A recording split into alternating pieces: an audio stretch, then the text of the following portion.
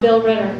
I've known Bill for a long time. We both went to CU Law School. I was working there, and he was involved with alumni issues.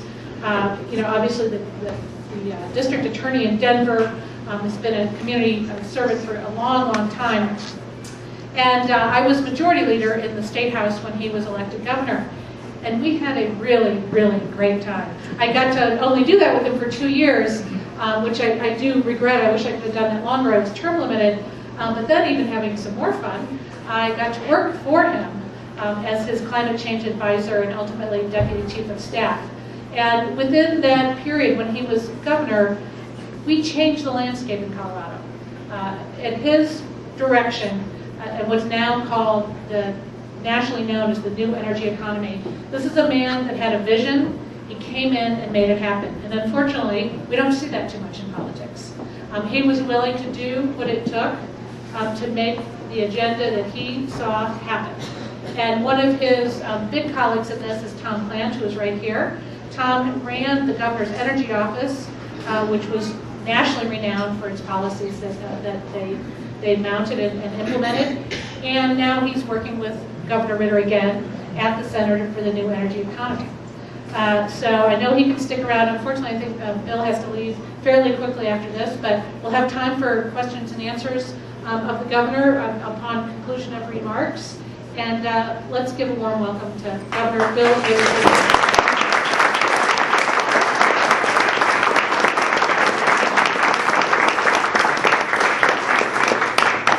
Thanks, Alice. I appreciate the opportunity to be here. The Sustainability Committee, thanks for the invitation. I just went to the restroom before I came up here, and I was using the urinal and standing there and read what my speech was about, because it's announced there in the men's room. I don't know how you ladies found out about it, but it was nice to know then what I was supposed to talk about. And it did say the thing that's kind of the operative word often with me, former Governor Bill Ritter. And I've got these great, former governor stories. I was invited by the Rocky Mountain Association of the American Water Works Association. So they asked me to come and give a speech in Loveland. And again, I'd not been governor, probably 5 months out of the office. And I come in to give the speech, and there's a dais there with a table on both sides. And everybody has a nameplate who's up on the dais, except me. Mine just says, guest. Like they pulled me off of I-25, called me in and said, can you give a keynote speech to engineers about water? And so that was kind of funny. The deal in Aspen was really probably the most dramatic thing, and not traumatic, dramatic. I was with Lance Armstrong, because we brought that bike race here to Colorado, and every once in a while he and I will have a beer when I'm in Aspen. And so I call him and said, you want to have a beer late tonight? I've got to do this thing. So we meet at the Little Nell. There's only one other couple in the place. And the woman, an Aspenite, sees Lance Armstrong, and she comes over. I'm sitting with him, and she says, oh, Lance, I would really like to have my picture taken with you. Could we please have our picture taken? And he said, sure. So she very unceremoniously hands the camera to me. And take our picture. So I get up and I'm taking a picture, and Lance is kind of smiling at all this. And then she's like, take another one to make sure.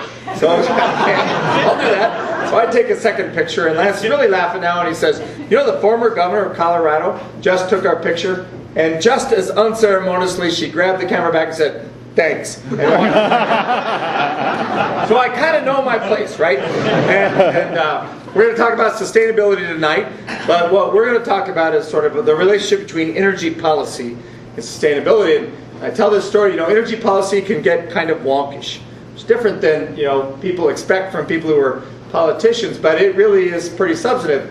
My wife will say to me, she'll say, listen, if I ever have a terminal disease and I'm in my last hour of life, please talk to me about energy policy, because it will seem an eternity. That's actually a Tom Plant joke.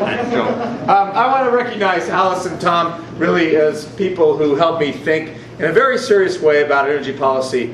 And I'd say we set ourselves apart from a lot of places in this country as a state. Alice is from Boulder.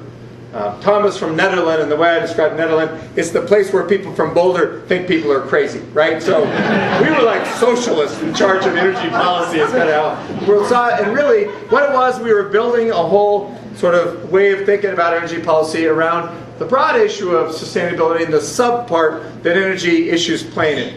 is I think of sustainability in a very broad context. That we have to think, as the author Paul Gilding says in The Great Disruption, about a variety of really important things, about population, about affluence, about technology and its intensity, and how it really creates, consumer societies that are bent on growth. All of those are a part of the equation, but this issue of energy is probably the issue that's most closely related to the things we can do now globally to impact this issue around sustainability, and particularly the one that's coming at us most quickly, the issue of climate change. I just read yesterday a pretty long posting from the National Journal. If you haven't read it, it was a blog post yesterday. I actually don't remember the author's name. It was very good, talking about this issue of climate change and sort of how we in America are handling, what the National Academy of Sciences said, what the International Panel of Climate Change said, what every other National Academy of Sciences said about climate change. Right? And the only institution, it's a pretty serious institution worldwide, that is debating climate change is the United States Congress. And really the great shift that's happened in the minds of many people who were once very articulate about our need to pay attention to this issue in a very serious way, and how they have over time either sort of been mum or mute on the issue or run away, some of them even having reversed position altogether. I served as a governor with Tim Pawlenty. Tim Pawlenty was the governor of Minnesota. His theme when he was governor of Minnesota was toward a clean energy America. The Republican governor from Minnesota. When he began running for president, he really reversed in toto, reversed his position altogether, and began to say that that was a mistake on his part, climate change is not real, it's not human cause, all these things that leave us to worry about sort of where we are as a country. And so what we decided in forming the Center for the New Energy Economy, and Tom still works with me, and like Alice said, she's kind of the CU counterpart to some of the things that we're able to do at the Center for the New Energy Economy. Ron Binns, who used to be our utility commissioner, actually the chair of the utility commissioner in Colorado, appointed by me. He's also with us. Mari Doby, who was the head of economic development for Northern Colorado. Four of us kind of represent this little team of people that go into states and try and help states think about energy policy. Because it's clear with this debate about climate change that the issues around energy have actually gotten sucked into the vortex. And if you're against, if you don't think there's human-caused climate change, then really you're not about clean energy policy. If you think there is, then you're about clean energy policy. But we've even talked to governors who I would consider clean energy governors, but who believe that the issue around climate change is so toxic that they won't mention it. They won't mention it on the stage, climate change. And this is this really sad fact. But it's a political reality in this country. And so what we're trying to do in Fort Collins at the center, and what we'll talk about tonight, is really try and impact the way states think about clean energy policy. And I'm smart enough as a former governor to know the one thing you can count on going into a state is that governors have big egos, right? So you don't want to go into a state and say, we did it in Colorado, do what we did and everything will be okay. Quite frankly, one size doesn't fit all. But we're really sensitive to the fact that it's not just about what we were able to do in Colorado. It is about sort of this menu of options that states can take that will help them do a variety of things. But we do talk about Colorado because we think we can serve as an example of the way to at least think about energy policy. And I really give Tom and Alice, when she was both the majority leader and then later as the climate person in the climate advisor in my office, credit for helping me. There were a big team of people who helped us, but I just want to leave you sort of with this mnemonic device tonight and how to think about energy policy. You can do four things, right, around energy policy. You can really have four operating principles that are value statements about how we as a country should behave with respect to energy policy, and you can create a clean energy agenda in America. The four things, the mnemonic device, 4 E's. That first of all, in thinking about energy, think about domestic resources that are cleaner burning and that are about us looking at our energy portfolio and doing one of two things. Either cleaning up our energy portfolio by switching resources or utilizing energy efficiency in a very powerful way so that we use less energy.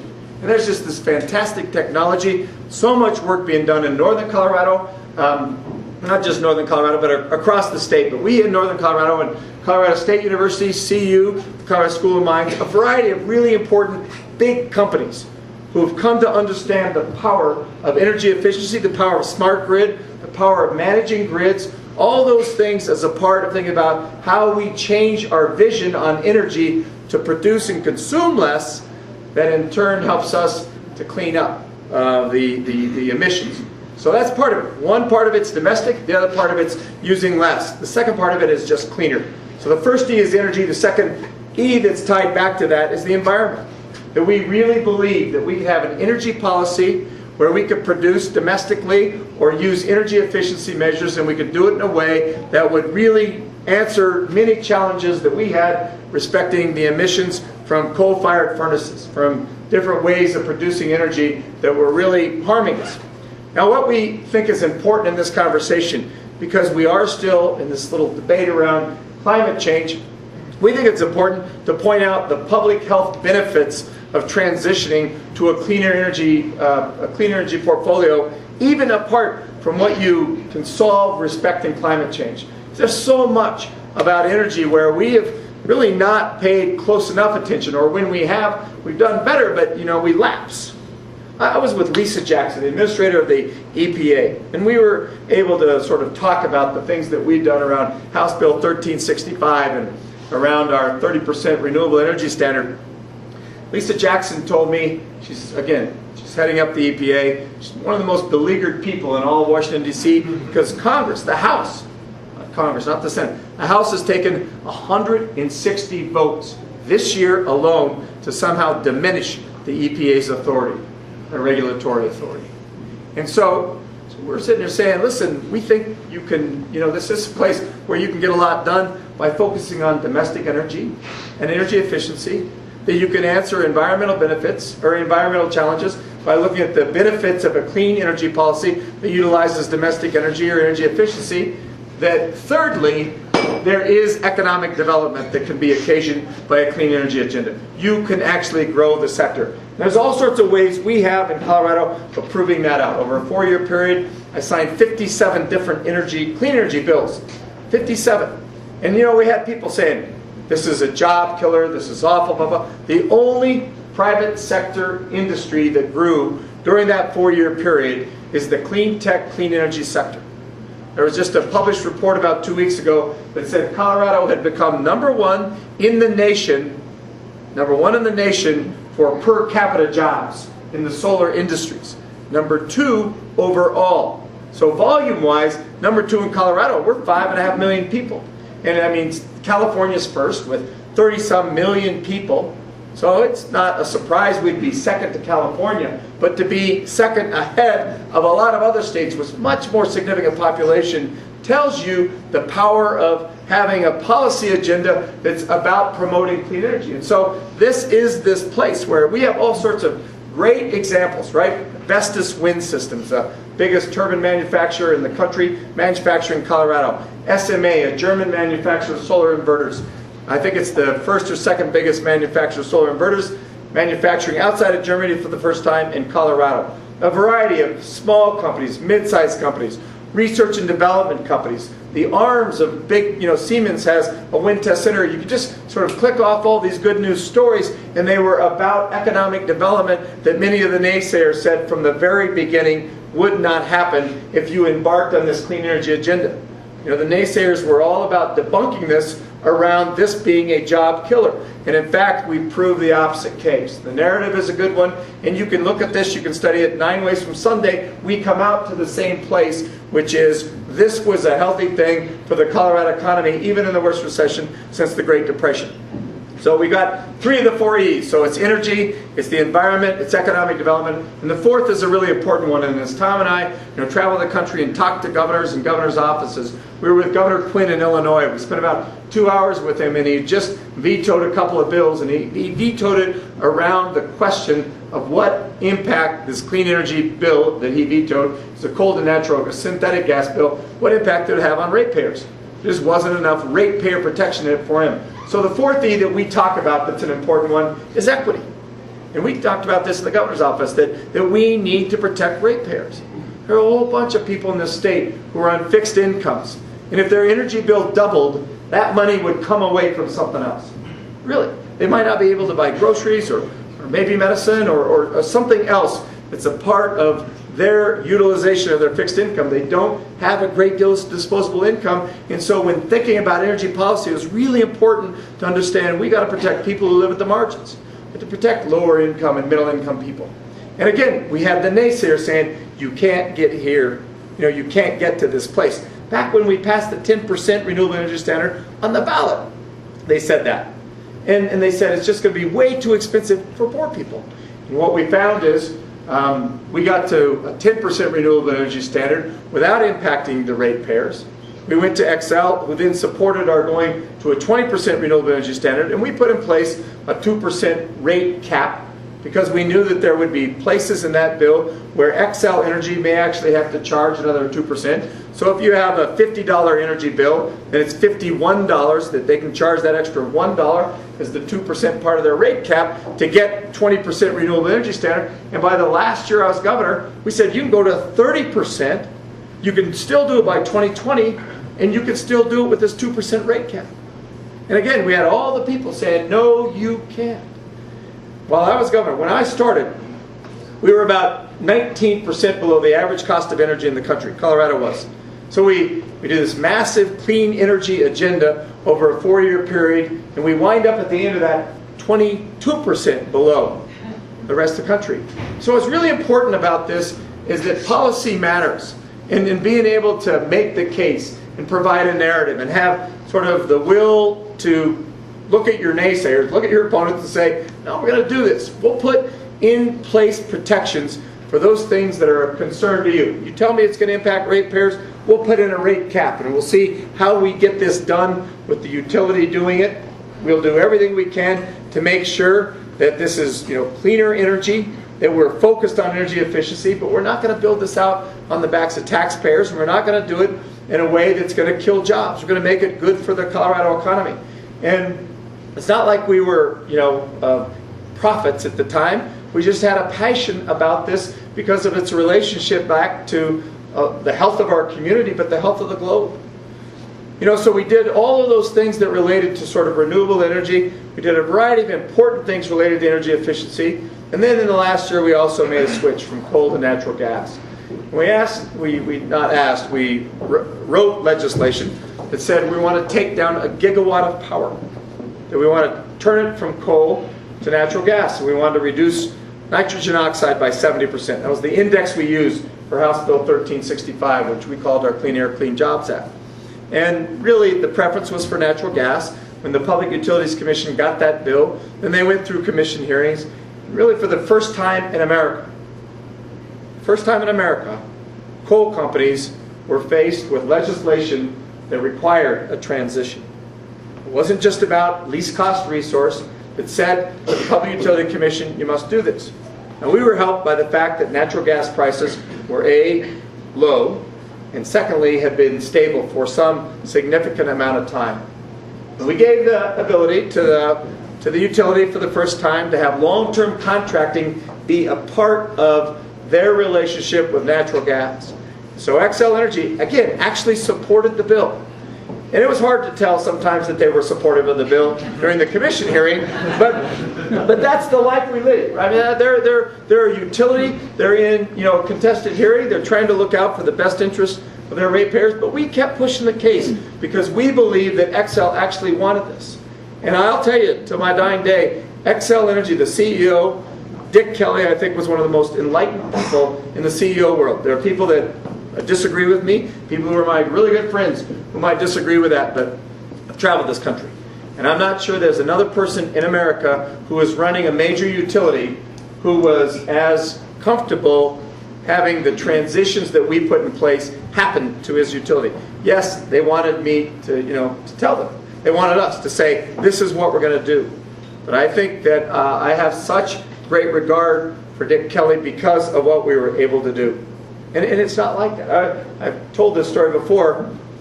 I was in Michigan, and we were talking to them about a fuel switch, along with some other things, but a fuel switch.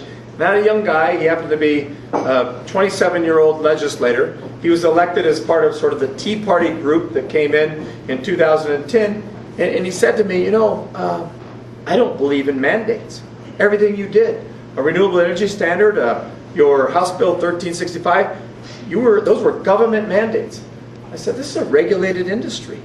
You know, to be against mandates when you're a legislator in a state with a regulated industry is like a parent who is opposed to telling their 9-year-old to go to bed. Because if you're a parent of 9-year-olds, they actually don't go to bed unless you tell them, like, go to bed. Then they do. They go to bed. Well, utilities in a regulated environment, as the incumbent utility, they actually behave that way. And I'm not saying they're like 9-year-olds, except that they need to be told what to do. And that's what, you know, that's what we have to understand. We have this sort of ideological bent in this country right now about free market and just let the free market sort of govern this. The free market does not govern in the energy space. Even in states where they're not regulated states, take Texas. It's deregulated, so you have merchant power companies. It's heavily legislated. And if it weren't, we'd all be in really big trouble. Because there is such an impact to the environment, and there are so many public health concerns that are part of this, it's really important for us to have a watchful eye in government as it relates back to how we manage this. And so, for us, the House Bill 1365 was sort of our capstone that said, you know what, the EPA is asking us as a state that's out of compliance, a non-attainment state. We're one of 37, so it's not like we're the only sort of non-attainment state, but one of 37, saying file a plan, a state plan that will show how you will get to reducing emissions by 2017. You know what? With what we did with the Renewable Energy Standard and House Bill 1365, we're the first state to have a legitimate way of saying we can reduce emissions by this level by 2017. And quite frankly, our own climate action plan said reduce emissions by 20% by 2020. XL filed a plan saying we're going to reduce emissions by 20% by 2020, and we legitimately can do that. That is not some kind of a dream. You know, we're not sort of thinking about this in a whimsical way. We actually have a concrete path forward, but we did it through energy policy. We did it through energy policy. So in closing, I'll just tell you, there's a triangle. So there's a mnemonic device, the 4 E's, and a triangle that we have to think about. And that's policy, technology, and finance. We have to keep pushing the technology. And part of our pushing technology has pushed the power curve down. When I became governor, it was like 8 to 9 cents for wind, a megawatt hour, or a kilowatt hour of wind was 8 to 9 cents. XL just bought 3.2 cents a kilowatt hour, 200 megawatts of wind from NextEra for 3.2 cents. There's a variety of things that happen there. Part of it's the competition. You know, we went from 275 megawatts of wind 5 years ago to today we're getting close to 2,000 megawatts of wind in a 5-year period because we pushed it, right? But that pushes prices down as well. There's better technology. Alice and Tom and I visited the R&D facility for Vestas, and they work every day at trying to figure out how they can become more efficient with respect to their turbines. And while solar is still more expensive than coal, wind, or natural gas, the prices on solar have come down dramatically. We've got a company in Colorado, Abound Solar, that says we're going to be able to get to grid parity even if they don't put a price on carbon. We think we can get to grid parity, and we can do that in another 3 or 4 years. Abound Solar, right? And so that's us sort of pushing the envelope on technology, but you can't get there without thinking about all the ways that we can finance this agenda. And I don't mean government paying subsidies, you know, one after another. It's about thinking of all the ways that we can create smart investment in this circle. And again, I'll give great credit to Tom Plant. As I travel the country, there may not be any other person who worked like Tom did as a governor's energy office manager, the secretary of energy, they call it, who thought about this issue, this finance issue, as deeply as Tom. So we just tried a variety of things. We had a PACE program. We looked at buying down interest. We required people who were home builders to give an option for solar to new home buyers. There's just a variety of things that we did, and that was to help the consumer side of it, but also to think about all the things we could do with ARA funding to take that money and leverage money. So we had ARA funding around a variety of things that had to do with energy efficiency. One of those things had to do with performance contracting. So we named, I think it was 12 or 14 performance contractors, and we paid for engineers to be consultants to municipalities, to universities, to K through 12 schools, to hospitals, and say, okay, you want to do performance contracting, they'll come in and do that, and we're going to give you some consulting assistance so you don't have to make that upfront cost. And the amount of money we leveraged, not, Tom? No, I don't want to misstate it. I forget. It's like huge money, right? I don't know, 14 to 1, 15 to 1 on the dollars that we spent that were ultimately invested in the performance contracting world, where we actually have this group of entities that are all going to experience less energy use because they performance contracted with these big companies, said we can come in and we can do all these things around energy efficiency where the drop in your energy prices will be such that everybody is going to make out here. We'll make our profit, but you as an entity will pay less. And so we helped that happen. But it was a lot about visioning around financing, and it's important to think of policy, technology, and financing. We did it in Colorado. It's not over yet. We have a variety of things still that we can do, but what I'll tell you is the states can do it around the country, and then ultimately there's a variety of things we have to do nationally, and if we don't do them nationally, it's going to be more difficult for us to get to the place where we need to as sort of the leader in the free world that can demonstrate that energy policy and addressing climate change can happen hand in hand. So thank you for the opportunity to speak. I appreciate that. We'll answer some questions.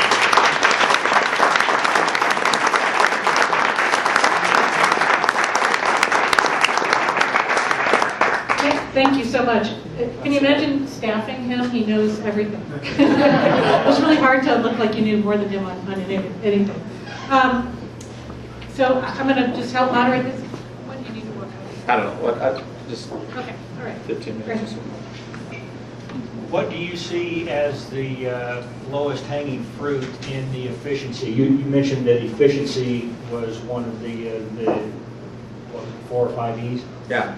Well, it's within sort of the E of energy, but I guess we could make it 50. It gets, mnemonic devices get tough after 4. But, energy, it's megawatts instead of megawatts. It is. So I'll tell you, this, is what I would say is trying to move all that we have begun doing in a pretty serious way on the government side into the private sector around energy efficiency. I was at the Western Governors Association, and there was a guy presenting there I was on the panel, from Simplot potatoes. So if you've eaten McDonald's French fries, you've eaten a Simplot potato right there worldwide. And they're saving $6 million a year in energy efficiency measures everywhere in the world. What's really fascinating about that conversation is that the governor of Wyoming, Matt Mead, he said, well, the price of power is so cheap in Wyoming that really businesses are not going to deploy energy efficiency because they are not going to see a savings. This is a guy who I suspect he's a Republican. He just kind of seemed like it, right? He's from Idaho, and no. He said, there is no place in the world where the energy is so cheap that I can't save you money on energy efficiency measures. And so there's such tremendous savings. And if you look at sort of what people are writing about both retrofitting the built environment and the variety of things that can be done around just retrofitting that with respect to energy savings, whether it's insulation or roofing, but it's also building out the new environment. As the sort of building and construction pick back up, we have to be very thoughtful about how we do this, and we can do it in such a way that we can bring down the energy usage of big buildings. At CSU, they doubled the size of the rec center. They built a brand new rec center, but they doubled the size from the old one, and they didn't increase their energy bill with twice the size. There's very little things, small things that they're doing at CSU, changing the facade on the building, changing the window panes.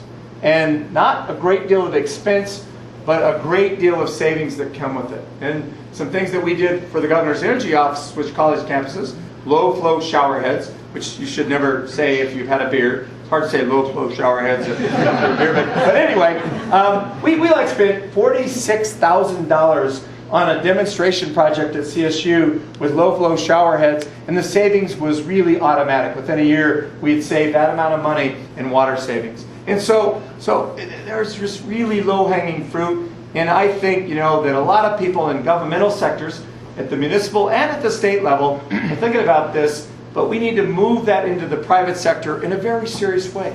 Quite frankly, policy and policy agendas help move that, but we also have to, I think, encourage the industrial sector to think about it, as their responsibility, kind of their corporate citizenship.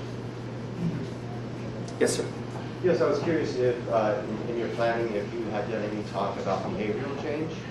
Yeah, it's interesting because, at a college campus, we think this is an interdisciplinary issue, and that bringing the behavioral sciences in to help us think about that, because you're really right? A cultural change, important. They did, back to Fort Collins, they did an energy audit of 2 different high schools. One of those high schools is built with very modern energy efficiency technology. I wouldn't say the most modern, but very modern energy efficiency technology, pretty new school. The other one was built in the 1900s, like 1905 or something, the early 1900s, and the school that was built in the early 1900s uses less energy than the kids who entered this fancy new building, and it's because there's a culture there. And it's just anecdotal, it's one place, but I think it's the right way to think about it. And CSU, as a 4-year research university, has a real theme around sustainability. And I think kids will come out of that with some understanding and some thought around that. But changing behavior for the broader populace is a pretty difficult thing. The reason Gilding thinks about population affluence and technological intensity is because there's a lot about deploying technology that actually uses so much more energy, right, than our fathers or mothers' generation. You look at these data centers, they're a real energy suck. They consume a lot of energy. So, getting people to think about their devices and at the same time, how do you reduce energy, is a pretty difficult thing. Behavioral change is part of it. I wouldn't say that anybody has found sort of the silver bullet on how you can be a part of behavioral change. What I will tell you, what's good is that colleges and universities like CSU are thinking this in terms of a behavioral science component to all the other, to the mechanics and the policy. You have to add that. Thank you for your leadership regarding the 4-year schools. You mentioned CSU, CU, and Mines. How about the 2-year schools, the community college system? Well, first of all, I think we're the first state in the country that had our community college system put in a green job certificate, so that the community colleges would really be the place that was generating the workforce for the new energy economy. And if you think about Vestas Wind Systems, it's Front Range Community College that is doing the work for the 3 plants, for Windsor and the 2 plants in Brighton, that are really trying to get them to, and they're working with students who will become not just part of sort of the manufacturing end of it, but also part of the office and the management end of it. In Pueblo, the same thing's true of the Pueblo Community College. That's the place that Vestas is using to really deploy their workers to the plant down there. 2,500 jobs, so it's good to have the community colleges involved that way. But Front Range Community College, Red Rocks Community College, you can go through sort of a list of the community colleges throughout the state, and they're thinking about how what their part is, particularly as it relates to the workforce. Governor Ritter, so your passion for sustainability is very compelling, so thanks for coming tonight. I'm not familiar with the Center for New Energy Economy. What do you guys do there day to day? So the question was, what do we do at the center day to day? And really, the premise for the center is to work with states on clean energy.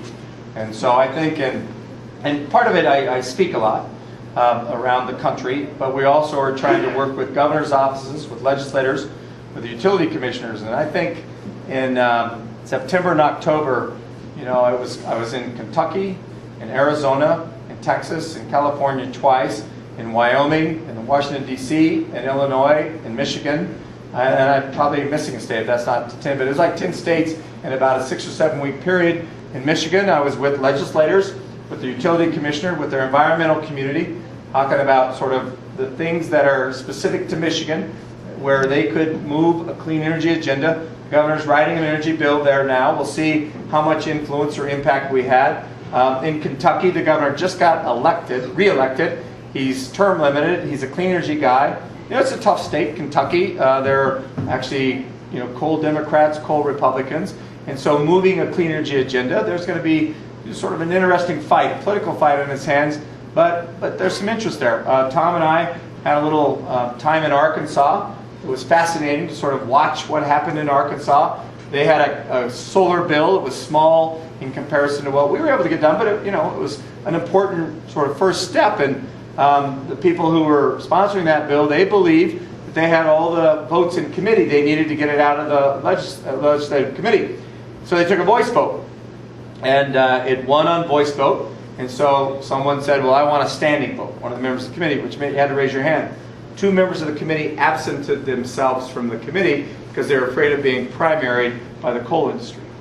In Oklahoma, we've done a little bit because they're looking at a fuel switch, and we just filed some documents that talked about 1365 and economic modeling around that. In Texas, there's a Republican who's got an idea about a solar bill. He also filed the bill but couldn't get it heard in committee, even though he had the votes to get it out. And we didn't really work with him. I've done some things with him, but to say I worked up the bill with him would be inaccurate. So some places we're working. In Maryland, there's a merger of 2 significant utilities, and we're helping the governor think about how that governor could really put in place sort of clean energy issues, kind of put it out there on the table as a part of this merger and really leverage his position as governor. Tom's working in Delaware with an with a utility that's about energy efficiency. So they set it up as an energy efficiency utility, and we're looking at Missouri and hoping to work in Missouri to repair kind of a failed renewable portfolio standard. And that's what we're doing. It's just we're like, I don't know, a SWAT team, right? That comes in, and or a policy SWAT team, as weird as that sounds, that really can come in and say, listen, we think these are the needs of this state. We have some evidence, and we can go and get economic modeling if people are concerned about economic development, show you the job creation aspects of this. But that's our thinking, is just kind of trying to do this state by state by state. Awesome. How are you funded? How we're funded? We're privately funded. So anybody that wants to, what you say, it's Colorado Gives Day, right? You say, Alice? So we're private, all private funding. I, as governor, unfortunately, was put in the place of having to balance the budget. In part, that meant cutting higher ed funding. We built it up in a significant way the first 2 years. And then we put more money than any governor did in a 2-year period. And then we go into this deep downturn, and we had to cut funding. And so I really was of a mind that I could not be, starting a center that would utilize public dollars. So the Energy Foundation, Rockefeller Brothers Fund, the Argosy Foundation, Bohemian Foundation out of Fort Collins, and then we're looking at some different industries where some companies might have some interest, not in how we might impact their specific company, but really can we do something about a clean energy agenda that may have an indirect benefit on the industry. Thank you very much. You bet. Yes? I just have a question on renewable energy policy for the federal and state level. Seems to be focused on fuel and electricity, but lacking in heat. Why is that? Lacking in what? Heat, thermal energy. I think, the most important... What's the question? I think the question is that renewable energy policy has really been focused on electricity, but less about thermal, less about, heat. And I would say actually it's probably the solar and wind that get the most attention, but solar thermal can be a part of a renewable portfolio standard, and in most places it is. It's really, people trying to figure out how to do this at the lowest cost place, how to do it. Utilities, they have sort of a model, right, of big plants and big arrays, and then delivering that power and doing it, distributing it themselves, distributed generation, which can probably utilize solar thermal in a better way, gets less play, although it is a part of it. At the governor's residence, we put in a transfer system, a geo-transfer system. It really is about heat. We picked up the ambient temperature at 400 feet, the 55 degrees, so it's easier to cool and, quite frankly, easier to heat than if you're heating it from the outdoors air. So there's a variety of ways of thinking about this. Cost is an important factor in sort of the analysis, and I think solar thermal is like everything else. The cost curve for that is coming down, but you see most of the public attention paid to solar photovoltaic, even big solar arrays, but to wind farms as well, because they're kind of the easiest thing to understand. You go to Israel, every building in Israel has, a solar thermal container on top of the building. It's clear as a country they got the work. But this is the best way to provide sort of heat into the place and heated water into the place. But we haven't deployed it at that level yet. It's not that it's not part of the RPS, it just doesn't get the attention. Come to this one over here. Okay. Well, why do you think there's such a big disconnect between 98-95% of the scientists who believe in climate change and human cause and the, 50% polling results? No, the polling is much better than that. The question was, why is there a disconnect between where the science is and what the polling results are? The disconnect is between where Americans are and where Congress is, where the Senate is. There was just a poll last week from George Mason University, and it was, I think, the Yale Project is what it's called. Go and look at it. They pulled this thing nationally, and they asked questions around, and they looked at 2008, 2010, 2011, and you can look at it and see that the sort of the position that people have, voters have on climate change has softened, but it hasn't softened to the place where it's a minority, right? There's still majority thinking that supports the fact that climate change is happening, that it's man-made. So it's softened. What there's not real softening on is support for clean energy, and it's a national poll, right? And so you look at this and you say, how can Congress be at that place? I'll tell you a little story. In March of this past year, Colorado College, they polled Montana, Wyoming, Colorado, New Mexico, and Utah.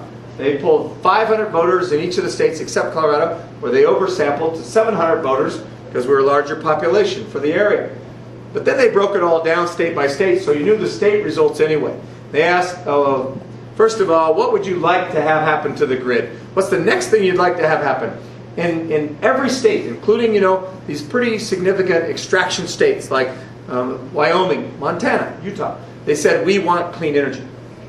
They said, would you pay more for it? Every state said, yes, we would pay more for it. A majority of voters, significant majority, was for clean energy. A pretty significant majority was for paying more for it. And then they said, well, how much more would you pay? And it broke down, not along party lines, it broke down along income, which makes perfect sense. If you make less money, you're going to be willing to pay a lot more for clean energy. But in all of those states, people were willing to pay more.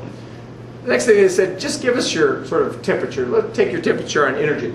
Every state was the same, no matter, Wyoming's a big coal state. They said we like solar best, wind second, natural gas third, oil fourth, and coal fifth. Wyoming liked coal a little better, but coal was still at the bottom of their list for Wyoming voters. The last thing that was really kind of this disconnect place is they asked people, do you believe the EPA should have regulatory authority over greenhouse gas emissions? And in every state, a majority, and in most states a pretty significant majority, said we believe the EPA should have greenhouse gas authority. And what's significant about this is that the House, as they were polling, it's almost the same week, within a week or two, the House voted on whether the EPA should have greenhouse gas emission authority. And in all of those states, Montana, Wyoming, Colorado, New Mexico, and Utah, there were people that voted against it. But why? Well, because, I'll tell you why, because I think there is this disconnect, and it has to do with the power of private interests. It has to do with the coal lobby and the amount of money that they'll devote. Read this National Journal article. It compares the amount of money that the Koch brothers and the coal industry and sort of the incumbent fossil fuel industries paid in to the elections in 2010 versus what environmental groups did, what the Sierra Club or what the Environmental Defense Fund, they're not even, they're 501c3s, but what environmental PACs did, and it's in the hundreds of millions versus 12 million in 2010. So this is this problem we have. This author Gus Speth, if you have never read Gus Speth, wrote this recent book called A Bridge to the Edge of the World. He really talks about these crises that we have. We have an environmental crisis. We have a pretty significant economic crisis. We have a social crisis, which is this growing inequality among the very rich and the very poor. And finally, we have a political crisis. And so I was in this email conversation with him. He said he's convinced that the road out, the path forward here to solve this disconnect is actually political reform. We're not going to get there trying to argue about climate change. We're not going to get there, argue about policy. That actually we're going to get there by reforming the political system and thinking about how we ultimately take campaign finance turn it on its head so that these powerful interest groups aren't able to sort of protect incumbents in the fashion they have and cause this disconnect to remain. Thanks.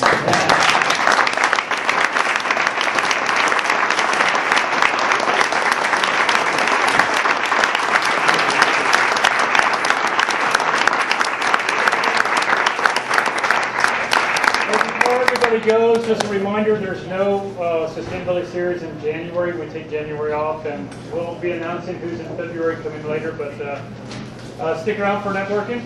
Okay? Thanks a lot. Drink some beer.